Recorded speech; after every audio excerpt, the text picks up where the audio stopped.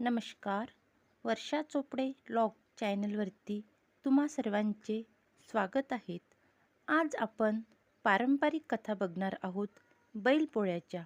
तर तुम्ही या कथा शेवटपर्यंत नक्की ऐका आणि जमल्यास शेअर करायला आणि कमेंट करायला विसरू नका. आणि बैलपोळ्याविषयी तुम्हा सर्वांना बैलपोळ्याच्या खूप खूप शुभेच्छा.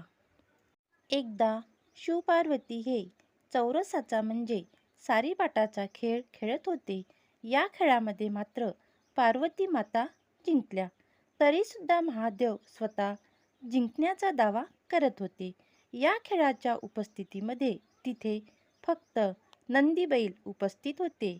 त्यामुळे पार्वती मातेने नंदी बैलाला विचारले की खेळामध्ये कोण जिंकले. तेव्हा मात्र नंदी बैलाने शंकर देवाचे नाव घेतले.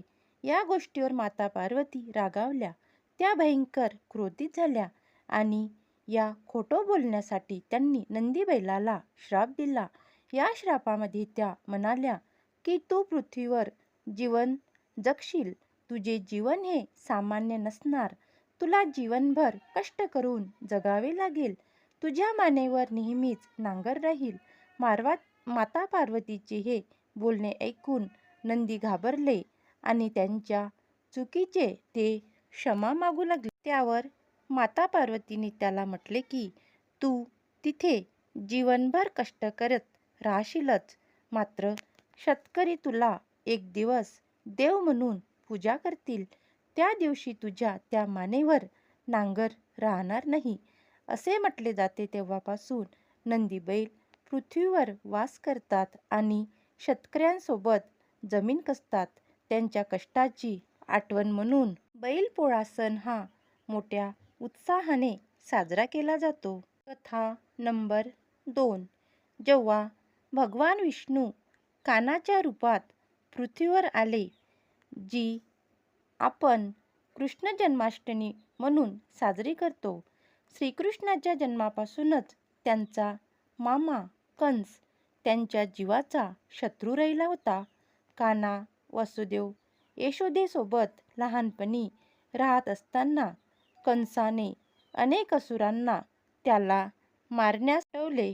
एकदा कंसाने पोलासूर नावाच्या राक्षसाला पाठवले होते, ज्याला कृष्णाने आपल्या लीलेने मारले आणि सर्वांचे आश्चर्यचकित केले. तो दिवस श्रावण महिन्यातील अमावास्येचा दिवस होता.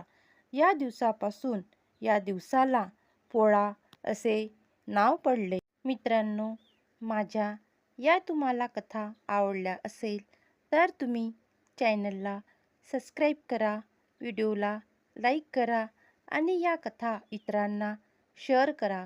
बैलपोळा हा आपला शेतकऱ्यांचा एक महत्त्वाचा सण आहे आणि बैलपोळ्याच्या दिवशी बैलांची मोठ्या उत्साहाने, आनंदाने त्याची पूजा केली जाते. शेतकरी असा म्हणतो की माझ्या बैलाची पूजा आज मी करतो, कारण सारे वर्षभर तर तो माझ्यासोबत कष्टच करत राहतो. मी जेव्हा त्याला पाणी पाजेल तेव्हा तो पाणी पितो. मी जेव्हा त्याला चारा टाकेल तेव्हा तो चारा खातो. असा हा शेतकऱ्यांचा मित्र बैल. बैल बिचारा कधी स्वतःवरून असा म्हणत नाही की माझी पूजा करा, मला गोड गोड पोळी पुरणाची जेवायला द्या. फक्त पोळ्या